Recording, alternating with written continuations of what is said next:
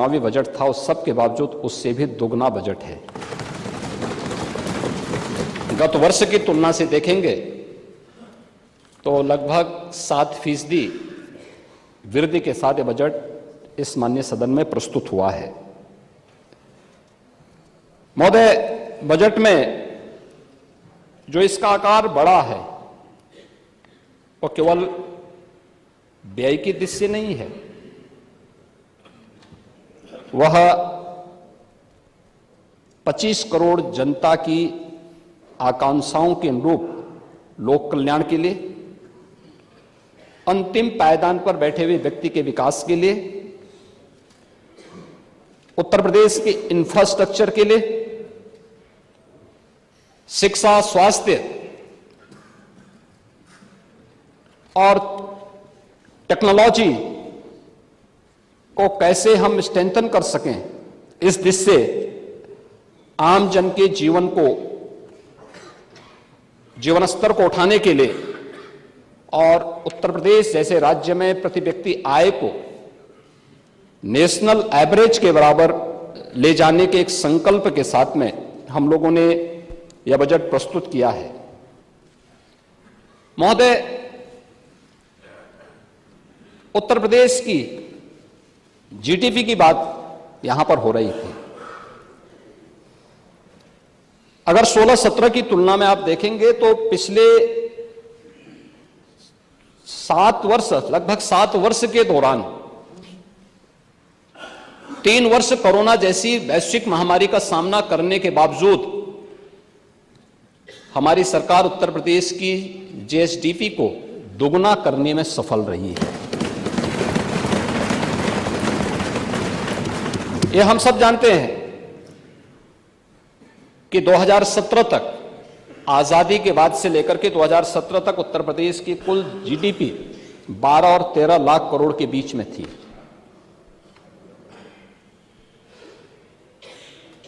यानी 70 वर्ष लगे जितना उत्तर प्रदेश की इकोनॉमी को पहुंचने में, कोरोना जैसी महामारी का सफलतापूर्वक सामना करने के बावजूद मात्र 7 वर्ष में उससे दोगुना करने में हमने उत्तर प्रदेश की जीडीपी को दोगुना करने में सफलता प्राप्त की।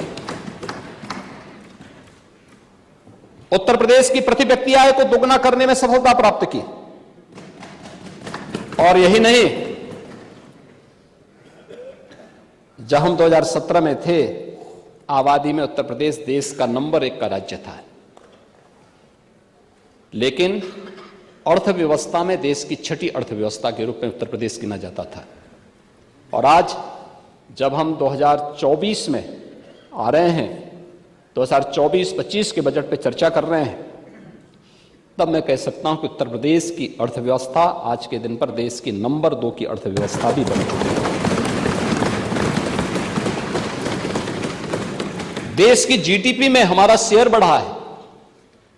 आबादी देश की 16% यूपी में रहती है, लेकिन देश के विकास में उत्तर प्रदेश बामुश्किल 8% भी योगदान नहीं कर पाता था। और आज मैं कह सकता हूं उत्तर प्रदेश 9% से 9.2% भारत की अर्थव्यवस्था में उत्तर प्रदेश योगदान कर रहा है। और हमारा प्रयास होना चाहिए कि हम इस वर्ष इसे बढ़ा के 10% तक पहुंचाएं और अगले 5 वर्ष में से अपनी आबादी के बराबर तो हम कम से कम भारत की अर्थव्यवस्था में योगदान दे सकें।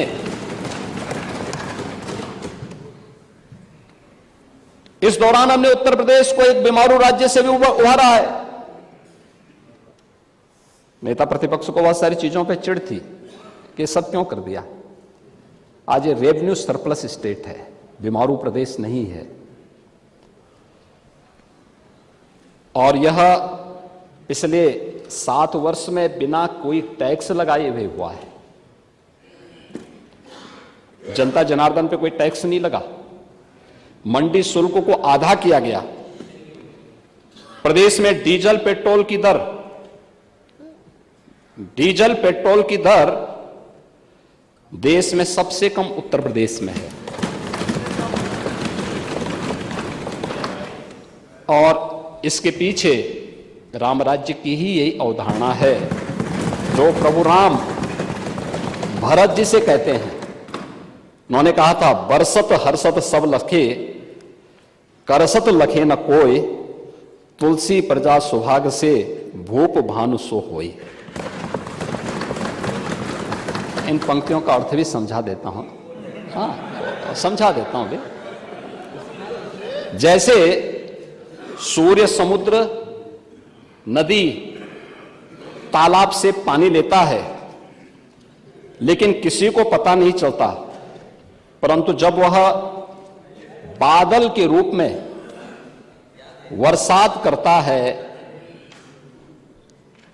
तो सबको पता चलता है, और खासकर यानी सभी जगह समान रूप से बरसता है। तो यही स्थिति बजट की भी है, इस लोक कल्याणकारी और लोक मंगल के बजट की भी है। अतिरिक्त टैक्स 7 वर्ष में नहीं लगा, मंडी शुल्क कम किया गया, डीजल पेट्रोल के वैट के दाम को कम किए गए, लेकिन जब प्रदेश के कल्याण के लिए, प्रदेश के विकास के लिए जो बजट प्रस्तुत किया है, जब ये बजट आ रहा है तो पूरे प्रदेश के अंदर बिना भेदभाव के सभी 75 के 75 जनपदों को ध्यान में रख करके यह सब किया गया है। तो यह लोक मंगल के लिए प्रस्तुत ये वही बजट है जो राम राज्य की अवधारणा पर आधारित है। महोदय, यह हम करने में इसलिए सफल हुए क्योंकि हमने कर चोरी को नियंत्रित किया, राजस्व की लीकेजेस को रोका और प्रदेश के सीडी रेशो को हमने बेहतर किया।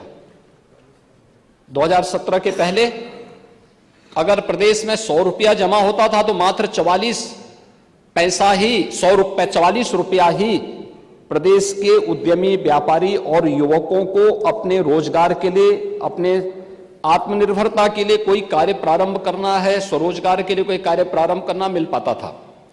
आज पिछले 7 वर्ष में जो प्रयास प्रारंभ हुए, आज उसका परिणाम है कि हम इसको 57-58% तक पहुंचाने में सफल हुए हैं। यह एक बेहतर अर्थव्यवस्था की ओर हम सबका ध्यान आकर्षित करता है। डिजिटल लेन देन ने प्रदेश के अंदर एक बेहतर प्रतिस्पर्धा को जन्म दिया है और पिछले 5 वर्ष में इसकी रफ्तार हम दोगुना करने में सफल हुए हैं। प्रदेश में डिजिटल लेन देन में आज ये देश के अंदर नंबर 1 है। जब मैं उत्तर प्रदेश को नंबर 1 लाने की बात करता हूं तो नेता विरोधी दल को इसमें परेशानी होती है कि उत्तर प्रदेश नंबर 1 क्यों हो गया। इस साल ये संख्या बढ़कर के 1174 करोड़ 32 लाख हो गई है, यानी आधे से अधिक लेन देन आज प्रदेश में यूपीआई के माध्यम से हो रहा है। डिजिटल बैंकिंग का आसान पहुंच आज गांवों में इंटरनेट के माध्यम से, वित्तीय जागरूकता के माध्यम से बन चुका है और डीबीटी के माध्यम से भी प्रदेश ने न केवल कोरोना कालखंड में बेहतर सफलता प्राप्त की थी, आज भी सफलतापूर्वक हर लाभार्थी तक पैसा सीधे पहुंच रहा है। महोदय, डीबीटी के माध्यम से आज 11 विभागों के द्वारा प्रदेश में जिन सेवाओं को पहुंचाया गया है उसमें हम लोग 62 करोड़ से अधिक ट्रांजैक्शन के माध्यम से 70,000 करोड़ रुपए डीबीटी के माध्यम से प्रदेश की गरीब जनता तक पहुंचाने में हमें सफलता प्राप्त हुई है।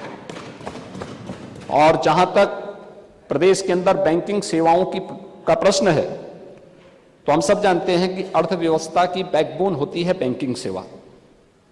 ये निवेश के लिए ऋण और बुनियादी ढांचा प्रदान करने के लिए एक स्पीड का काम करती है। इस दिशा से आज उत्तर प्रदेश एक अग्रणी राज्य बन चुका है। प्रदेश ने बैंकिंग व्यवसाय 16-17 में जो लगभग 12 से 13 लाख करोड़ के आसपास था, आज वो बढ़कर के लगभग 26 लाख करोड़ हो चुका है।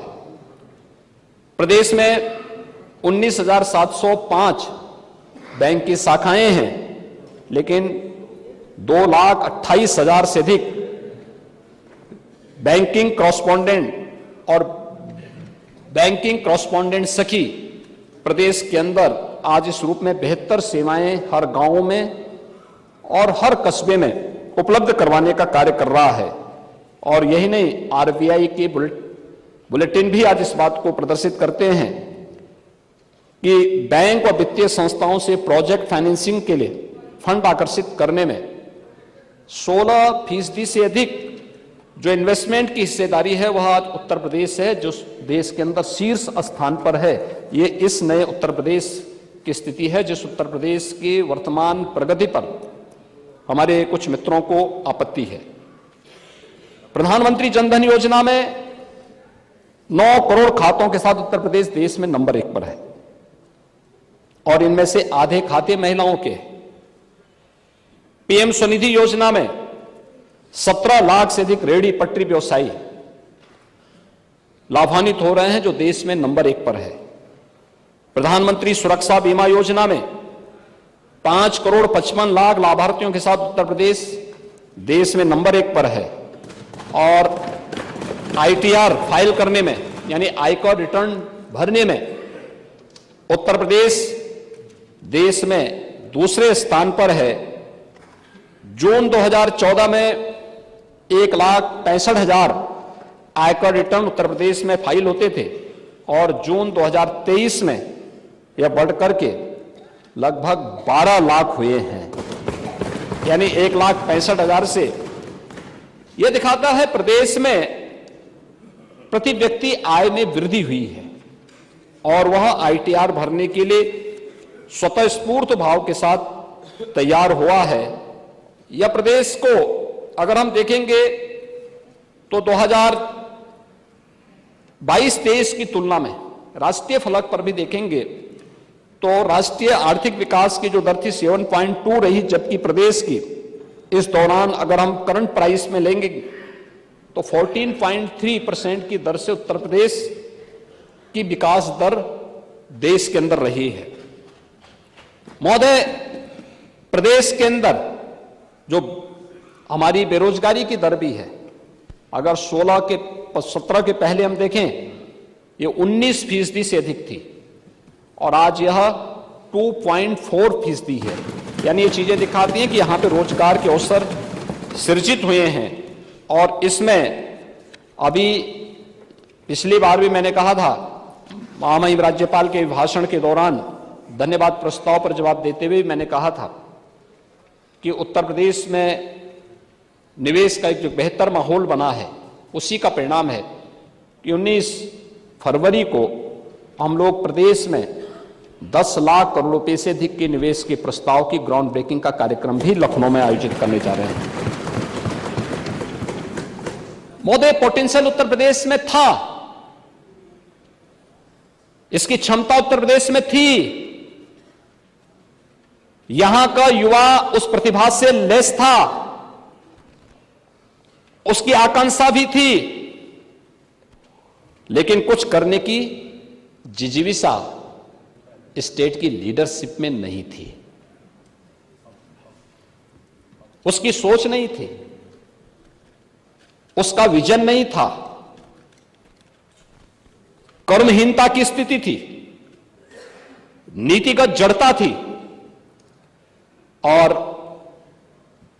प्राथमिकता विकास नहीं था, किसान नहीं था, युवा नहीं था, महिलाएं नहीं थी, गरीब नहीं था, उनकी अपनी प्राथमिकताएं थी और उन्हीं प्राथमिकताओं को लेकर के तुलसीदास जी ने एक बात कही और बात कही उन्होंने, सगल पदार्थ यही जग माही कर्महीन नर पावत। इन्हीं के लिए कहा है, इसी कर्महीनता के लिए, इसी कर्मण्यता के लिए। और महोदय, अगर प्रदेश के अंदर 2024-25 के बजट के बारे में हम देखें तो कुल जो हमारी प्राप्तियां हैं वह 7,21,000 करोड़ रुपए से अधिक की है, को हमने यहां पर अनुमानित किया है, जिनमें से 6,06,000 करोड़ रुपए से अधिक की जो राजस्व प्राप्ति तथा 1,14,000 करोड़ रुपए से अधिक की जो पूंजीगत प्राप्तियां हैं, इसमें हम लोगों ने सम्मिलित किया है।